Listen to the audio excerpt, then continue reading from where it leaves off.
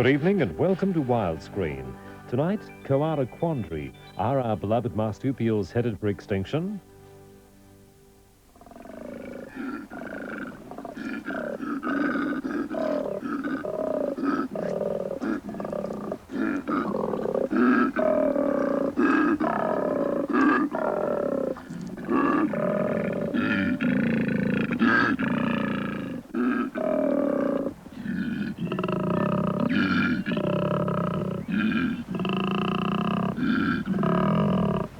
All the hallmarks are in place for the extinction of the koala in our future unless we do something about it now.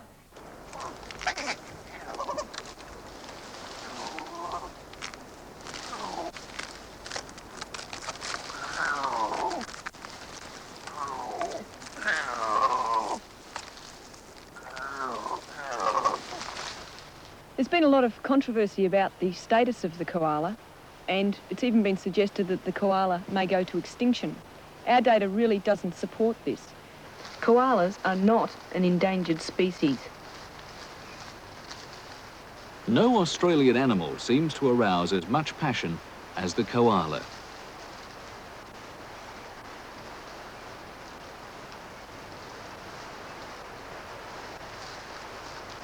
Their likely fate is a hot topic for debate amongst scientists and lay people alike. To follow the arguments, first, know your animals. Of course, one thing everyone knows about koalas is that they're not bears, but marsupials. The young one lives in the mother's pouch for the first 6 months, and then on her back. Once grown, koalas tend to live by themselves. Behind that cute face lies a very small brain, good hearing, poor eyesight, and an acute sense of smell.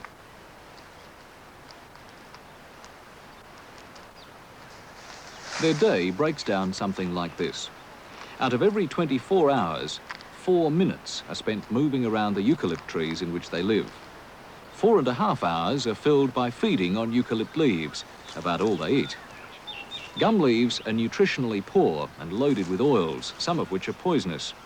It may be that the koala's sharp sense of smell helps them to judge which ones are safe to eat. Most of the animal's liquid intake comes from inside the leaf or moisture on it. And they urinate once a day.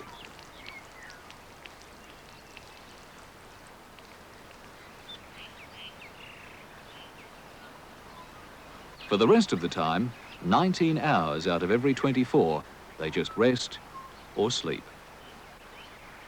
Until 200 years ago, the only enemies they had were dingoes and Aboriginal hunters. But then came Europeans and their agriculture.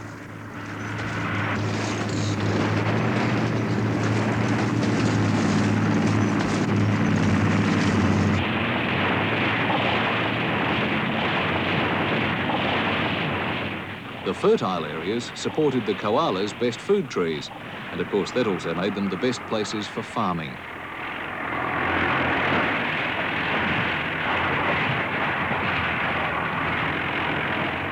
The clearing of forests and woodlands has removed about 2/3 of koala living space.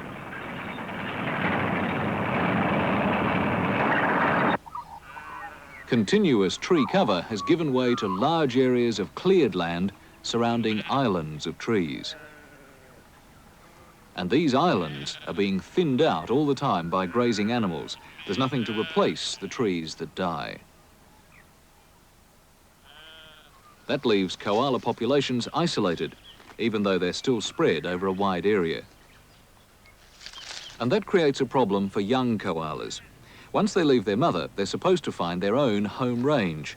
Females somewhere nearby, young males further afield. But often there's nowhere left to go. And if animal numbers get too high, the trees are stripped bare and will eventually die.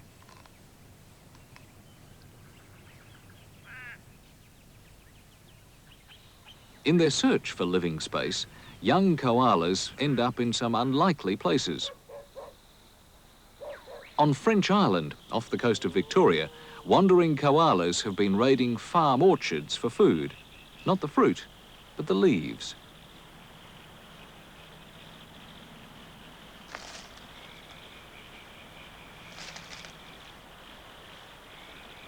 That's put paid to theories that they will only eat gum leaves.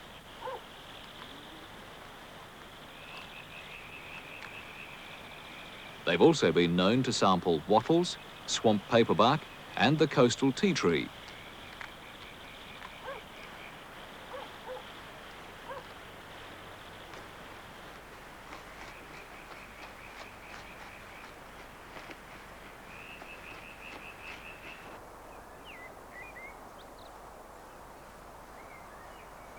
Scientists studying one group found an even greater surprise. When the koalas disappeared from their favourite patch of manna gums for a week or more, they were finally discovered in a stand of old pine trees close by.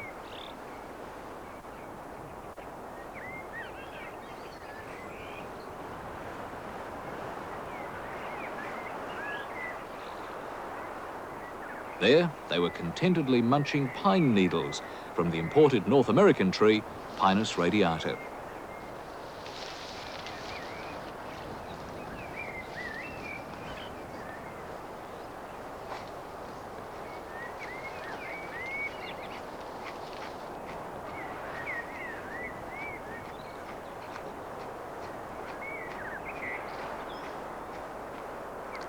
Of course, how long they would stay healthy if they only had pine to eat is anyone's guess. But certainly, for short periods, they seem to be okay.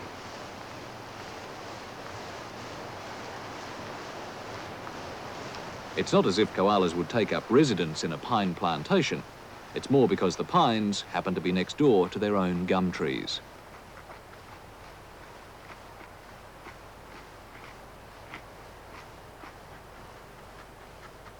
This adventurous young one is a male, easily identified by the scent gland on the chest. It oozes a strongly smelling oily liquid that he rubs on parts of a tree as a personalised calling card.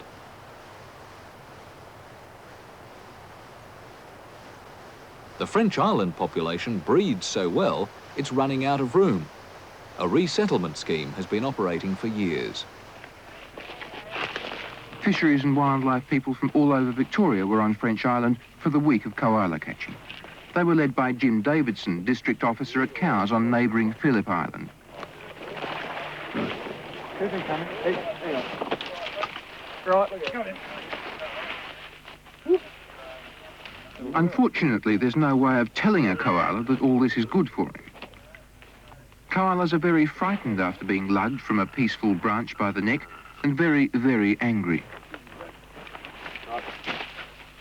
The reason for the whole operation is food. French Island is one of the best breeding places for koalas. There aren't any predators, and apart from the fisheries and wildlife men, very little disturbance. But being an island, there's a necessarily limited amount of food. No, away from you, Jim, please. Down and okay, you got it? Yeah, I don't think we're going to need the stuff. I think it's just going to come down nicely. Oh, hang on. Sure. Although it looks rugged, the process doesn't hurt the koalas. For instance, a toggle prevents the noose from closing too tightly around their necks. Even though they're docile creatures, koalas are very agile in trees and a lot harder to catch than you'd think.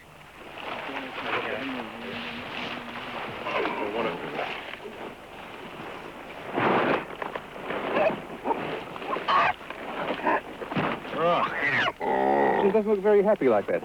No, she's not. But then again, I probably wouldn't be very happy if it just dropped out of a tree either. They can do you quite a bit of damage, can't they, with those claws? Yeah, if you can probably see that they're very long, they're specially designed for climbing. They've evolved over a long period of time, make them very effective climbers, and if they let you around your arm, they make a real mess of you. Just put it right.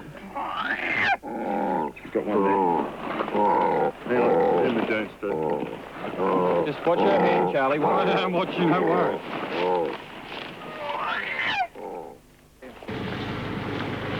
The koalas had to endure their wooden crates for less than a day before being taken to the Tankerton jetty on the eastern side of French Island and shipped in the normal passenger ferry to the mainland.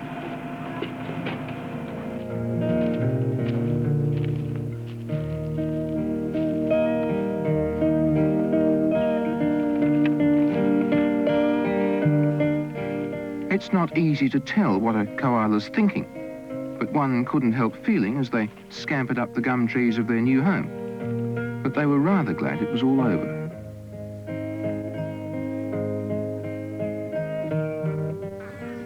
More and more of the area that used to be prime koala habitat is being lost to increasing development and expansion of coastal towns right up the eastern seaboard.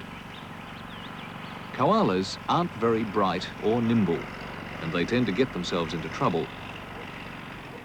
They're savaged by dogs, wander out onto roads, amble into people's backyards, and fall into their swimming pools. They need to be looked after, even if it means union action. We've placed a green ban on the koala colony out at Wedderburn because we believe that for Australians and for many overseas visitors, the koala has come to symbolise Australia's unique wildlife. They won't survive a development out at Campbelltown. We are absolutely confident with the support of the residents and with the union, we will be able to preserve that koala colony. We've been astonished at the public response since we've placed the ban, and we've been astonished by the level of support from our members. They will be saved with both groups acting together. What do we want? Land rights for koalas! Louder! Land rights for koalas! Again! Land rights for koalas! Would we like somebody to kick our front door down? No! Why should Wally be kicked out of his house? These poor koalas hurt nobody. These koalas were there long before you and I. All they want is a home to live in. And in some places, it's not just a home, but a hospital as well. In Port Macquarie, Jean Starr has had the interests of koalas close to her heart for many years. I first knew Port Macquarie in 1957, and I was fascinated to find that there was a colony of koalas living right within the town. But by 1973, development had started. We had a population of only 11,000 people, but it became very obvious that there was going to be a wholesale destruction of habitat, and I really felt for these animals that were going to be trapped within this development. So I approached a number of people in the town, and we formed the Koala Preservation Society. We thought we'd write off, we'd find all sorts of information about koalas, and we were astounded to find that there was so little knowledge, even to knowing what those animals were eating. Now Jean and her friends nurse wounded and sick individuals back to health and help in other ways too. This particular one is Miss Gunnedah. She was hit on the road by a hit-run driver. This is what usually happens, and she was left, picked up by a resident and brought to us. She's a magnificent animal. She was totally paralysed, and she had to have subsidised feeding of formula and pulverised leaves. The hindquarters in particular were affected. This little eye was ruptured on that side. We find now that there's been a tremendous increase in the number of injured koalas we're getting. 45% are road accident victims. And all of these animals, as a rule, are the healthy animals on the move. They're not the sick animals. So we are, in fact, losing our breeding populations to traffic and dogs. Even though koalas can accelerate from an amble to a gallop, they're not used to hiking long distances or overcoming obstacles like roads. So Jean's group set out to make koala highways. We decided that we needed to plant big areas. We knew that they had to be linked up in some way so that the koalas could travel between them. It was evident there were going to be roads coming on every side. So away we went, tree planting and distributing trees. Up to date, we've planted 11,000, and many of these trees are now over 100 foot high. Two big areas in particular are housing quite good colonies of koalas. And the important part, they're not dissected by roads. We've managed to be able to achieve the continuous corridor system. Certainly people have to drive a little bit further to get around, but they don't mind doing that. Oh, goodbye, Bunyip Blue Gum, goodbye, Blinky Bill, and beautiful little Nutsy. I can't believe it, our koalas are all dying. Can it really be a national disaster, a world catastrophe? Oh, shiny little black nose and fluffy little ears, furry little bundle soaking up the tears. Oh, snuggle pot and cuddle pie are crying in the rain, and Wombat's gone into his hole and won't come out. Oh, pass the hat around. The plight of the koala inspired John Williamson to write this song. It's the thought that counts. Part of the proceeds go to Jean and her society. Maybe if we show some love, maybe it's not too late. Koala corridors are one thing, but solving the mystery of disease is not so straightforward.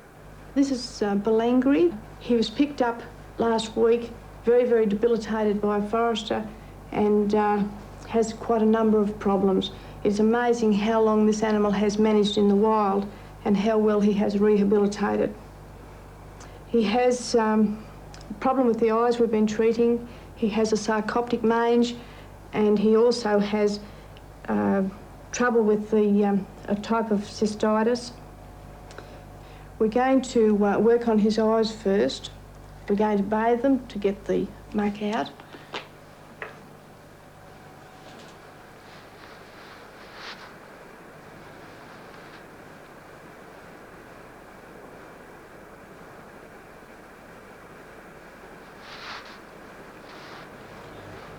I think what's discouraging is the thing that there's so little known about the animal. You don't know whether you can actually compare the diseases we see today with what they probably had years ago, and whether some of the diseases we see are on the increase. There are records, but they tell of a different and brutal story. The wholesale slaughter to supply the fur trade. Queensland, 1919. In a 6-month open season, 1 million skins. In 1927, over 500,000 skins in 1 month. The public outcry resulted in legal protection, and community attitudes changed. Lone Pine Sanctuary near Brisbane, and Tumble, a baby koala, makes his first public appearance.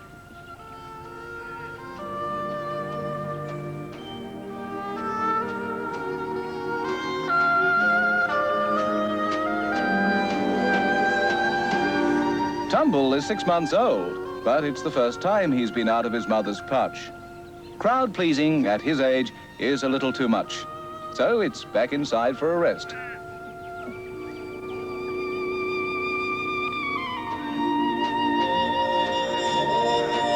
Even for old troopers, the strain of public performance gets a bit too much.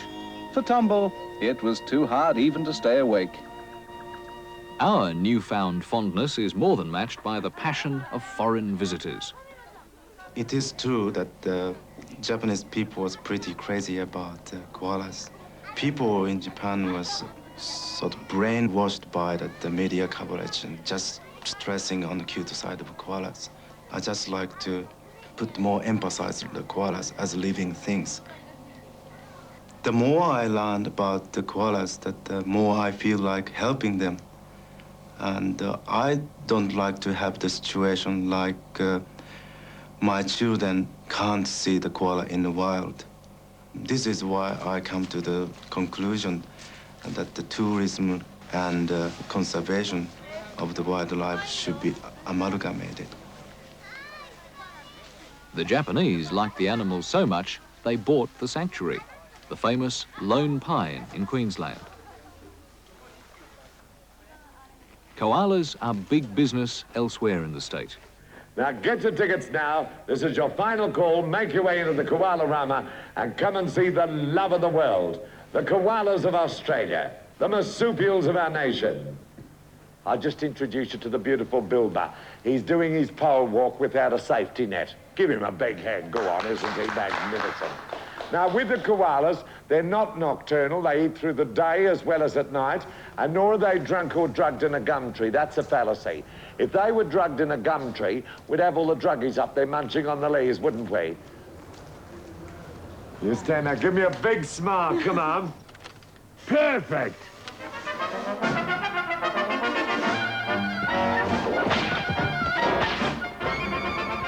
This is Koala Town on Queensland's Gold Coast. It's not owned by the Japanese, not yet.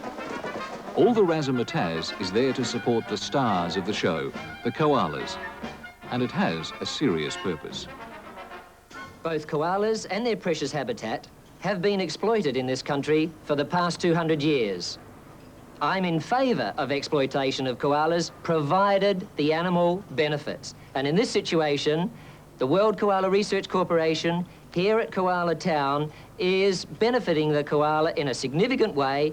It has built a research facility, including a hospital, a research laboratory, a koala education centre, treatment wards, intensive care wards, and quarantine enclosures to allow the current and future research of this species that must be done immediately if we are to ensure its long-term conservation. One of the current projects is developing an artificial food, invaluable for places that want to keep koalas for display. Australian tourist parks and overseas zoos earn a lot of money from koala exhibits. One estimate reckons that a healthy koala in a commercial park is worth $100,000. The major problem is feeding them.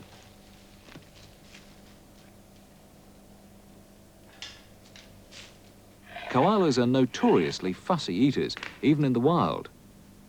Of the approximately 600 species of eucalypts, they only eat about 30. The koala stamp of approval doesn't come easily.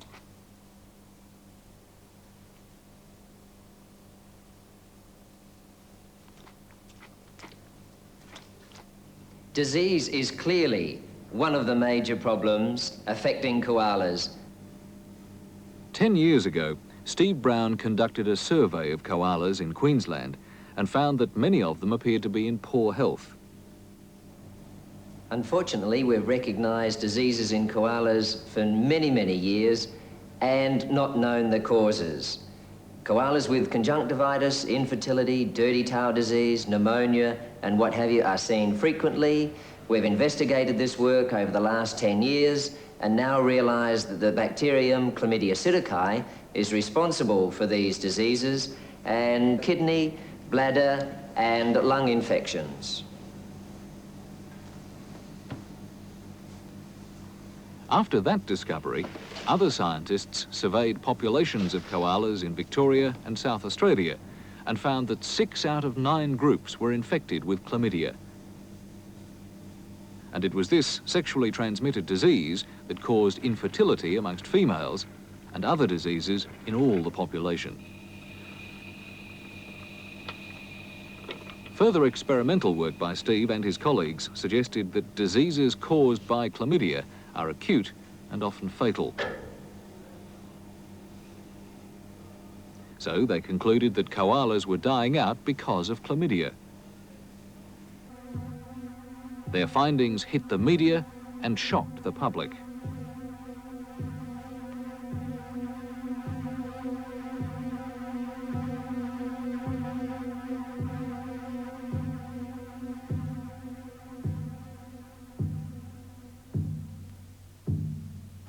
Most people seem to have the impression that there's a chlamydia epidemic sort of sweeping through the koala populations at the present time. But really, the historical information and also data that we've collected suggests that it's much more likely that the bacteria is an endemic beastie. It's been in the populations for a long time and it has a very well-balanced relationship with its host. Kath Handerside is an ecologist from Monash University. She and her colleagues have been studying koalas in the wild since 1979. And their work here in the Brisbane Ranges National Park has had surprising results. Despite the fact that 78% of the koalas were found to be infected with chlamydia, 40% of the females still breed each year. And far from declining, the koala numbers seem in fact to be on the increase. Even though chlamydia is rife, Kath and her team estimate that the koala population will double every 7 or 8 years.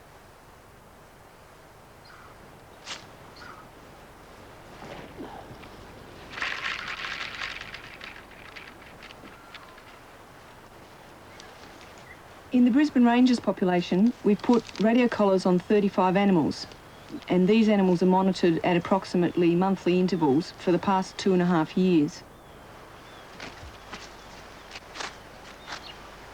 When we capture the animal each month, we weigh it, we examine the pouches of females for the presence of young, and then we take a blood sample and a swab to monitor for chlamydia infection.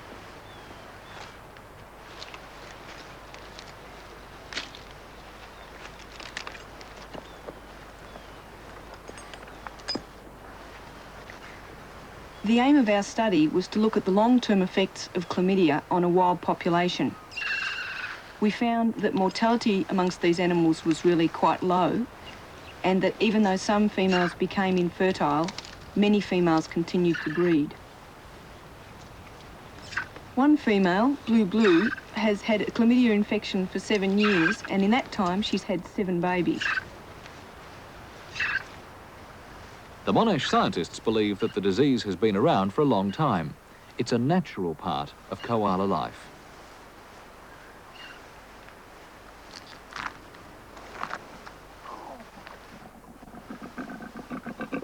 This young female is just reaching the age to mate, and it's quite likely that the male pursuing her is carrying the disease.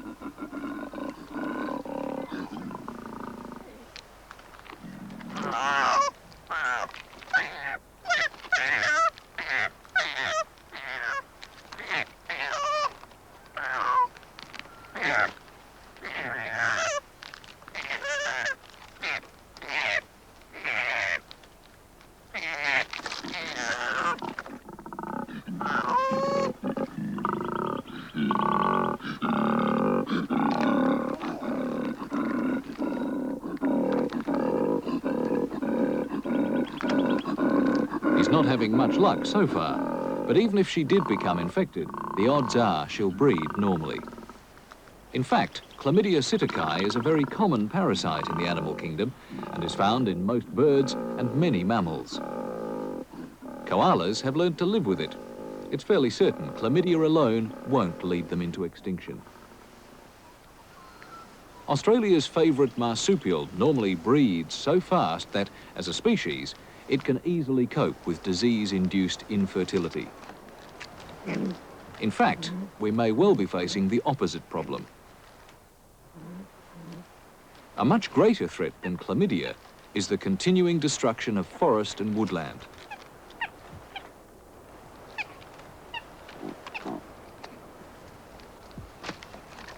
With more and more koalas occupying fewer and fewer trees, we may well have to do something about overpopulation if we're to save the surviving woodland and all its other inhabitants. Culling koalas. Now there's a hot topic for debate.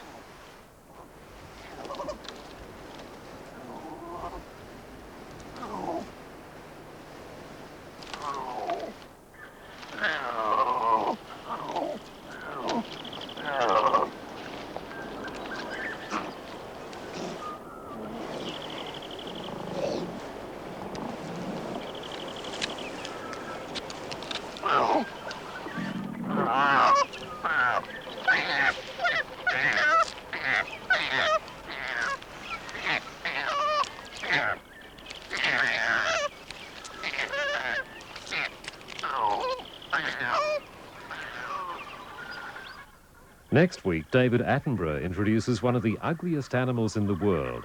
It can be both violent and tender, the elephant seal, blubber lovers, in widescreen next Thursday night. Stay with us for the gripping conclusion to our ABC special, Cassidy.